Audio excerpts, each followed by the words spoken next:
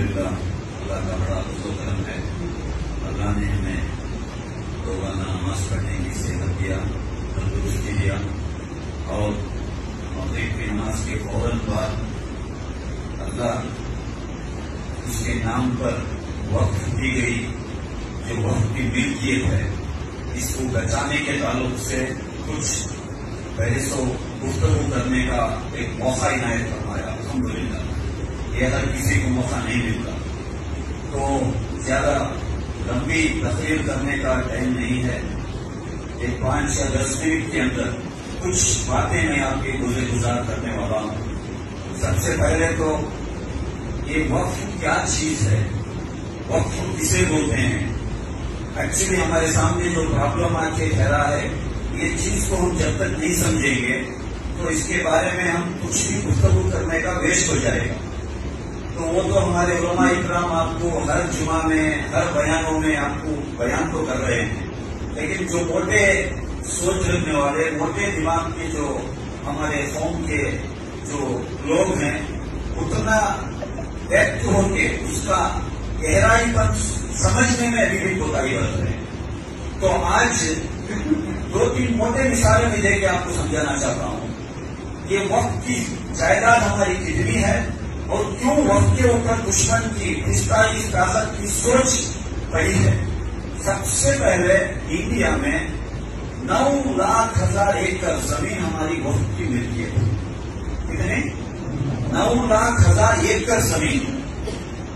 अगर इसको हम अंदाजा करेंगे तो आज के दौर में अगर ये वक्त की जायदाद हड़प ली गई तो आपके पूरे गुणवत्ता वाले मिलकर 1 एकड़ वक्त की जमीन पे खरीद नहीं सकते। कर नए 13 अमेंडमेंट्स लाए गए हैं। उसमें एक अमेंडमेंट ये है जो पुरानी 1964 वक्त अमेंडमेंट बिल थी, उसमें सेक्शन 6 ये बताता था अगर ये मस्जिद है, अगर ये दरगाह है, अगर ये खानका है, अगर ये कब्रिस्तान है, तो इसको कौन यूज कर रहे हैं। यानी हम मगरिब की नमाज पढ़े, सालों साल से यहाँ पर नमाज होती चली आ रही है, ये हमारी मिल्कियत में है, उसको वक्फ बाई यूजर के नाम से हम इस्तेमाल कर रहे हैं। लेकिन नई अमेंडमेंट भी बताती है वक्फ बाई यूजर को मंसूख कर दिया गया है। वक्फ अमेंडमेंट एक्ट 2025 में जो पार्लियामेंट में टेबल हुई है, खाली ये एक अमेंडमेंट के जरिए से कर्नाटक की कितनी जमीन हमारे से निकल जाएगी? 80,000 एकड़ जमीन। क्यों? हमारी जमीन है लेकिन हम उसको यूज नहीं कर रहे। क्यों यूज नहीं कर रहे? क्योंकि कोई रियल एस्टेट माफिया, कोई सियासतदान, कोई दूसरे लोग इंक्रोच करके अपना घर, अपना दुकान, अपना कॉम्प्लेक्स बना के लेते हैं। तो ये कमेंटमेंट आने से 1,20,000 एकड़ में 80,000 एकड़ जमीन चली जाएगी। बची कितनी? बची 40,000 एकड़। तो सोचो जरा कितनी खतरनाक है। आपको पता होना चाहिए चन्नपटना एक शहर है रामनगर डिस्ट्रिक्ट में, मेन हाईवे के लगकर एक बहुत बड़ी जमीन थी, ईदगाह की जमीन थी। उसको कौन हड़पे है मालूम? खुद गवर्नमेंट उसको इंक्रोच करके वहां पर कोर्ट का कॉम्प्लेक्स बना दिया गया, कोर्ट की बिल्डिंग बना दी गई। अब नया अमेंडमेंट ये बोलता है, एक तो वक्त पर यूजर को मंसूख कर दिया, दूसरा अमेंडमेंट ये बताता है अगर वक्त की जमीन में पूरे डॉक्यूमेंट, पूरे पेपर्स आपके पास हैं, फिर भी अगर कोई गवर्नमेंट की बिल्डिंग उसमें कंस्ट्रक्ट कर दी गई है तो वो गवर्नमेंट की मिल्कियत हो जाएगी। ऐसा अगर ये अमेंडमेंट अगर देखेंगे और कितनी जमीन हमारे पैरों के नीचे से निकल जाएगी। तीसरा अमेंडमेंट ये बताता है वक्फ बोर्ड एक अल्लाह के डर खौफ से इसको मेंटेन करने के लिए हमारे यहाँ सदर को हम मुनाफिक करते हैं, मुतवल्ली को हम करते हैं। लेकिन नया अमेंडमेंट बताता है अगर आइंदा ये बिल पास हो गई, अगर आपकी मस्जिद को, आपके दरगाह को, आपके वक्त की जायदाद को मेंटेन करने का मुतवल्ली किसी को बनाना है तो मुतवल्ली को प्रूव करना पड़ेगा कि उन्हें अच्छा इंसान है। यानी कन्नड़ा में बोलते हैं ಒಳ್ಳೆಯ ಗುಣನಡತೆ ಇರುವವನು। अब ये वो अच्छाई की सर्टिफिकेट कौन देगा? मिसाल के तौर पर ये मस्जिद के हजरत साहब कौन है? हाजी लाल साहब अगर ये मस्जिद के सदर बनना है तो हुकूमत से क्लियरेंस सर्टिफिकेट ला के दिए तो बन सकते हैं, वरना ये बिल आ गई तो नहीं बन सकते, क्योंकि नई बिल में वो अमेंडमेंट लाया हुआ है। ये दुश्मन की साजिश है। अगर हाजी लाल साहब को छोटा सा एक धब्बा उनकी पूरी लाइफ में कहीं पर हुआ, कहीं पर छोटा सा केस अगर होते हैं तो हाजी लाल साहब ये मस्जिद के सदर नहीं बन सकते। क्यों? नया बिल ये बताता है जब तक उनकी जो संगठन थे उनका प्रूव नहीं होता वो सदर नहीं बन सकते।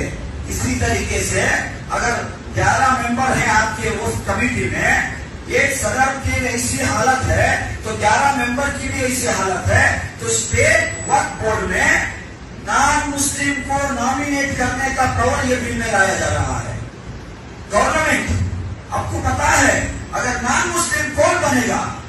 याद रखो, कर्नाटक के वक्फ बोर्ड के चेयरमैन हमारे गुलबर्गा के जो अभी सज्जाद नशीन हैं, नए इलेक्ट होके आए हैं, नई बिल में अगर इम्प्लीमेंट होके नेक्स्ट इलेक्शन जो चलेगा, कोई अगर एक पर्सन उनके ऊपर नहीं, इनके ऊपर इनके थोड़े एक्टिविटीज के में हमें डाउट है, इनके ऊपर थोड़ा केसेस है, एक ऑब्जेक्शन लिटिगेशन कर दिया तो नेक्स्ट वो सदर नहीं बनेंगे।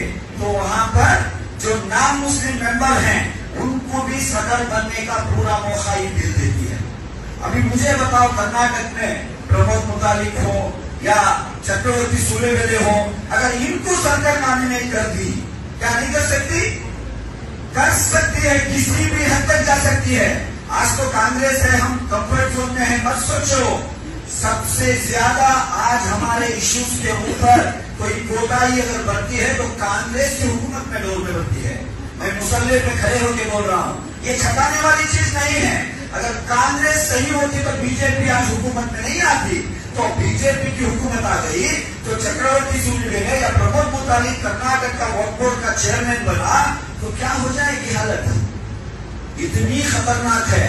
और एक खतरनाक बात इसमें यह भी है कि आइंदा आने वाले दिनों में वक्फ बोर्ड के जरिए से जो भी आपका काम काज होना है वो कंप्यूटराइज करने का एक अमेंडमेंट इसमें लाया गया है। कंप्यूटराइज 6 महीने के अंदर, मैं बोला इंडिया के 9 लाख एकड़ जमीन कहां जाना? कंप्यूटर के अंदर जाना। नई बिल बताती है। आज आपके घर में किसी के पास राशन कार्ड है तो राशन अगर 5 किलो चावल लेना है तो जाके थंब डालना पड़ेगा, सही है? अगर थंब आपका सही रीड नहीं हुआ तो 5 किलो चावल आपको नहीं मिलेगी। उसके लिए क्यों करना पड़ेगा? आज ये हमारी 9 लाख हजार एकड़ जमीन को कंप्यूटर में डालना बोले तो कंप्यूटर क्या पूछेगा? डॉक्यूमेंट पूछेगा, सेल डीड पूछेगा, गिफ्ट डीड पूछेगा, कौन कब किसको कैसे लिए, ये पूरा वहां पर प्रेजेंट करना पड़ेगा। तो जो हमारी जायदाद है इसको वक्फ नामा के नाम से हम इस्तेमाल कर रहे हैं।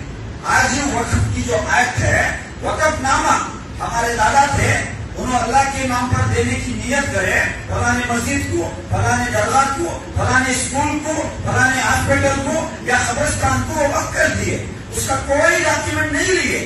1980s के पहले कोई डॉक्यूमेंट का मसला ही नहीं था, तो अब कहां से लाएंगे डॉक्यूमेंट?